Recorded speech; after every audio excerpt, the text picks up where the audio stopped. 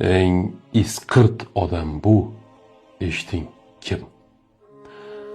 Dunyoda kiyimi yamoq, qo'llari tuproq, lekin ko'ngli oppoq odamlar ko'p.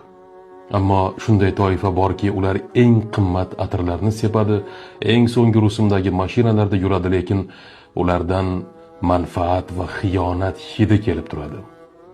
Eng isqirt odam bu sening eng og'ir kuningda yoningda turib, ich-ichidan sening yiqilishingni kutgan odamdir.